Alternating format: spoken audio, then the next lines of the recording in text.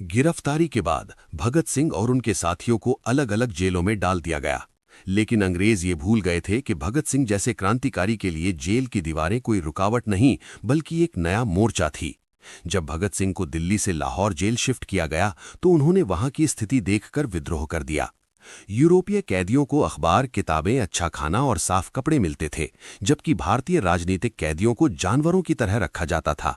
उन्हें खराब खाना, गंदे बर्तन और अपमानजनक व्यवहार सहना पड़ता था। भगत सिंह ने यहीं से अपनी एक नई जंग शुरू की, ऐतिहासिक भूख हड़ताल। 15 जून 1929 को भूख हड़ताल शुरू हुई। भगत सिंह की मांगें सरल थीं।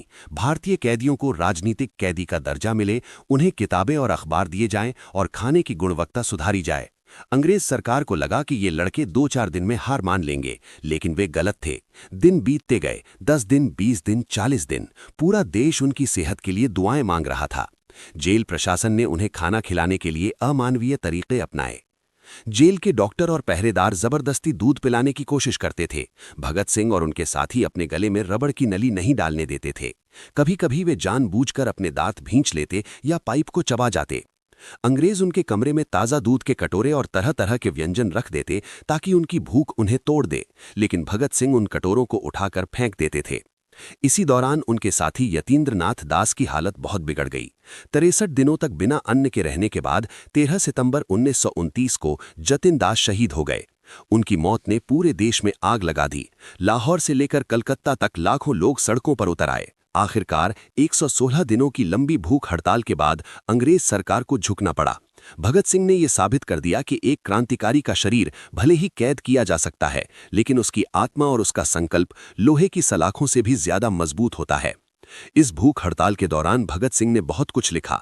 उन्होंने अपनी प्रसिद्ध जेल डायरी के पन्ने भरे। वे जानते थे कि बाहर उनकी शहादत की चर्चा हो रही है, लेकिन अंदर वे खुद को एक दार्शनिक के रूप में ढाल रहे थे। जब उनके पिता किशन सिंह ने उनकी सजा कम कराने के लिए दया याचिका यानी मर्सी पिटीशन दायर की, तो भगत सिंह अपने पिता पर बहुत क्रोधित हुए। उन्होंने जेल से पत्र लिखा, पिताजी, मेरा जीवन इतना सस्ता नहीं है कि मैं उसे दया की भीख मांगकर बचाऊं। आपने मेरी सहमति के बिना ये याचिका दायर कर मेरा अपमान किया है।